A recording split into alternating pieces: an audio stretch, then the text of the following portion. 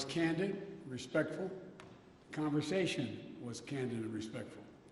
Two great powers with significant responsibility for global stability. And President Putin and I have had a significant responsibility to steward that relationship. I take that responsibility very seriously, as I'm sure he does. Russia and Americans are both proud and patriotic people. And I believe the Russian people, like the American people, are invested in a peaceful and a secure future of our world.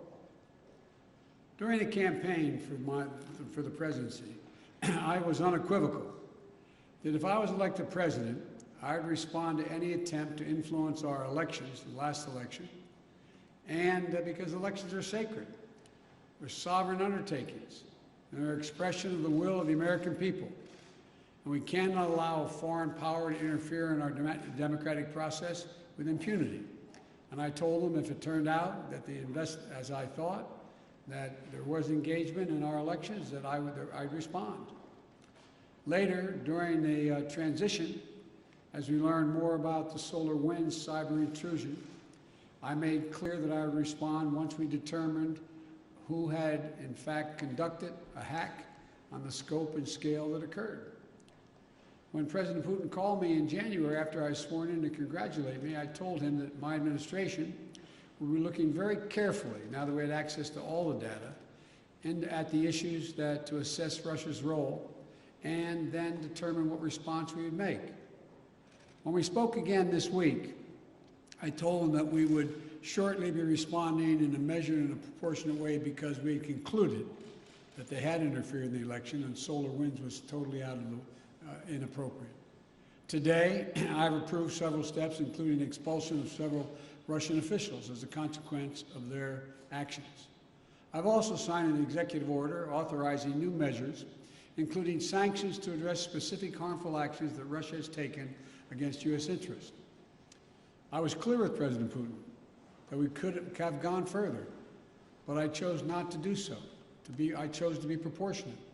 The United States is not looking to kick off a cycle of escalation and conflict with Russia. We want a stable, predictable relationship. If Russia continues to interfere with our democracy, I'm prepared to take further actions to respond. It is my responsibility as President of the United States to do so. But throughout our long history of competition, our two countries have been able to find ways to manage tensions and to keep them from escalating out of control. There are also areas where Russia and the United States can and should work together. For example, in the earliest days of my administration, we were able to move quickly to extend for 5 years the New START Treaty and maintain that key element of nuclear stability between our nations. That was in the interest of the United States, of Russia, and quite frankly, of the world. And we got it done. When I spoke to President Putin, I expressed my belief that communication between the two of us personally and directly was to be essential in moving forward to a more effective relationship, and he agreed on that point. To that end, I propose that we meet in person this summer in Europe for a summit to address a range of issues facing both of our countries. Our teams are discussing that possibility right now. And out of that summit, were it to occur, and I believe it will, the United States and Russia could launch a strategic stability dialogue to pursue cooperation in arms control and security. We can address critical global challenges that require Russia and the United States to work together, including reining in nuclear threats from Iran and North Korea, ending this pandemic globally, and meeting the existential crisis of climate change. I also made clear to President Putin that the United States is unwavering in our support of our allies and partners in Europe. In that vein, I expressed concern about Russia's military buildup on Ukraine's border and in occupied Crimea. I affirmed U.S. support for the sovereignty and territorial integrity of Ukraine, and I strongly urged him to refrain from any military action. Now is the time to de-escalate. The way forward is through thoughtful dialogue and diplomatic process.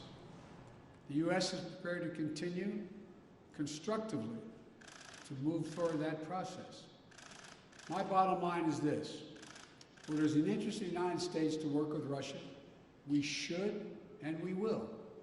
where Russia seeks to violate the interests of the United States, we will respond. We'll always stand in defense of our country, our institutions, our people, and our allies. Thank you very much for your time. Did President Putin give you any indication in that call that he is willing to change his behavior? We indicated we would talk about it. I laid out, as I said, very simply. I said during the campaign, I said when he called to congratulate me on being elected, I said subsequent to that, this last conversation, that if it turned out that he was engaged in activities that he'd been accused of in cybersecurity and solar winds and interfering in our elections, that I would respond in kind. I urged him to respond appropriately, not to exceed it, because we can move as well. My hope and expectation is we'll be able to work out a modus vivendi, but it's important that we have direct talks and that we continue to be in contact with one another. Thank you. Mr. President, do you expect to have a summit at 8 p.m. in the morning? Pardon me? Why not Nord Stream? Why didn't you keep going with the sanctions on Nord Stream 2, Mr. President?